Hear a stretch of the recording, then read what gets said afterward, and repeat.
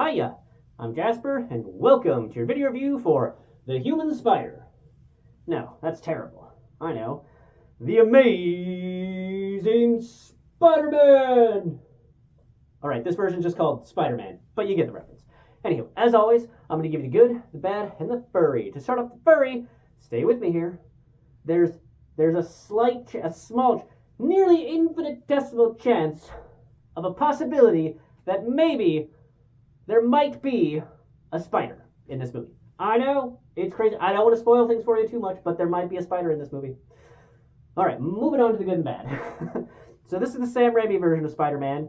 This was the first of the big screen Spider-Mans, and stars Tobey Maguire, Kirsten Dunst, Willem Dafoe, and James Franco, along with some other players.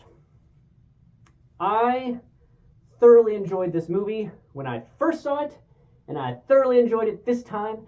And to give you some context, I have seen the 1994 animated series and the Spectacular Spider-Man and a couple of the other animated TV shows and things, along with just some of the other animated stuff that's had Spider-Man in it. And I've also watched all three of the Sam Raimi Spider-Mans and the two Amazing Spider-Mans and all of the MCU-ish Spider-Mans that have come out. And I have loved every single one of them. All of them are fantastic. Spoiler for my views on those films. But, you know, this was kind of the first one. This one was the thing that, as far as my recollection of trivia goes, is what saved Marvel, like the comics of the studio and everything else, and saved kind of the superhero genre as a whole. Now we're in 2023, and the superhero genre is getting a little full of itself, getting a little, just basking in its laurels. It's just able to kind of coast by in some aspects of it, so they aren't challenging themselves as much, I think, because they just know that there's a built-in audience.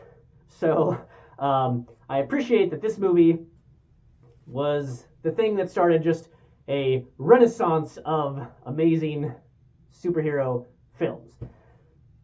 Essentially, this is an origin story, though, and you know, if you hate origin stories, just understand that this was the origin story of Spider-Man before origin stories had been all played out in live action, in my opinion. I'm not going to talk about the Batmans, that's DC, don't worry about that. But, you know, the origin story of Spider-Man and of some superhero characters has just been so played out that we just want to skip to it. And in fact, they did that in the MCU Spider-Man, where they just, already got the powers, moving on. Like, he has the powers, now we're just seeing what he's doing with them. In this one, though, that's not the film you're watching. You are watching a superhero origin story. And I think that it's perfect how it is. They spent the right amount of time on it. And especially for the era that this movie was made, which is before basically the superhero genre really took off again, I thought it was fantastic. I love the person who they had play Aunt May. She had just the right amount of sternness and lovability. And the guy who they had play Uncle Ben, like, if you had a guy who didn't play Uncle Ben correctly, that with great power comes great responsibility, would not have become the meme and the thing that we have known about for so long and have tried to come up with a different way of saying it. Now, it could have been direct pull from the comics. I have never read the comics. I'm not going to. Point is that in the movie world, and people who only watch movies and not read comic books, that has staying power in how it was delivered, and props to them. Also, you know, this movie was made, I think, in 2001-ish, around there, 2001, 2003, I think it was 2001. Anywho, regardless, you know, 20 plus years ago. It's depressing. But the CGI, for the most part, holds up. What I will say is that I watched the special feature of this one time, and they were saying how they were so excited about how they were able to get the CGI Spider-Man to move that they showed it to some executive, and the executive was like, okay, so that's great that you showed me the stuntman doing that. Now I want to see what, you know, the actual actor doing that was.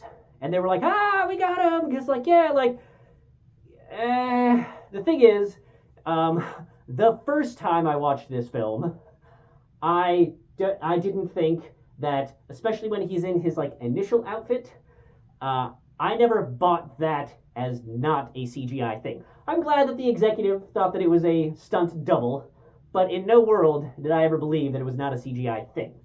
But I will say that pretty much all the important parts were either done practically, which I think is important, especially for the time period that they were making this film, or the CGI worked really well so that it didn't look like CGI or wasn't distracting if it sort of looked like CGI. So I think that they did that really well, and really only the initial costume was the time where they drew my attention to a thing that didn't look as realistic as I think it should have been. But all the rest of the time, I think everything works, and just the practical nature of how they did so many of the shots, I think makes up for any of the individual, like, short little bits that I was like, that might have been CGI, but I don't care, type of thing.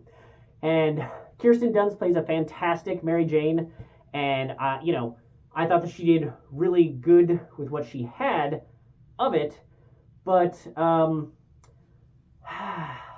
will say that, and this is kind of getting into my view of the second one, but, James Franco, his character as Harry Osborn,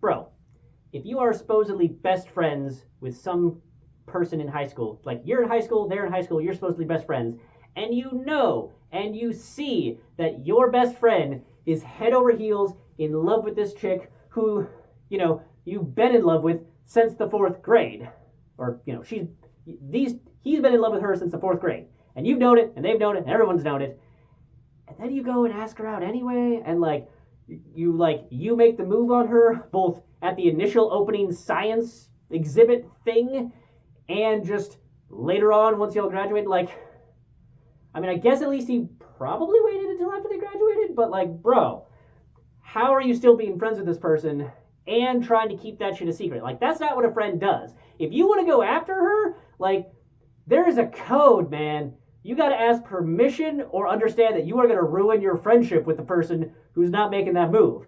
So, and then the fact that I'm going to pretend that she didn't realize that Pete was in love with her before she started going with Harry. But yeah, so some of that love triangle-ness, I think, is it's just not cool, bro. I'm assuming it's nope. I know that some of that comes from source material, but just outside looking in, not cool. I would be remiss if I didn't mention how awesome Norman Osborn is in this. Willem Dafoe is absolutely fantastic. He's got that smile. He's got that voice to him. He did the Gollum thing before the Gollum thing, really. He did an awesome job of it. I know that they added a bit more cuts to it, but I think, if I remember the trivia, the special features correctly, he did some of that stuff in one take, just switching between the voices and the attitudes and the facial features and whatnot. So awesome for him to have done that. And just the physicality that he brought to it was just awesome.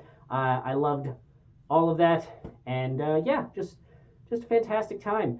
I think that if you like Spider-Man at all and can relax your hate of origin stories just a little bit, I know we're in 2023, just relax your hate of origin stories just a little bit, I think you will like this movie if you haven't seen it already.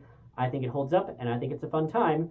So yeah, go ahead and check it out. That's all I have for this one. Thanks for coming. Thanks for watching. Hope to see you at the next one. Bye.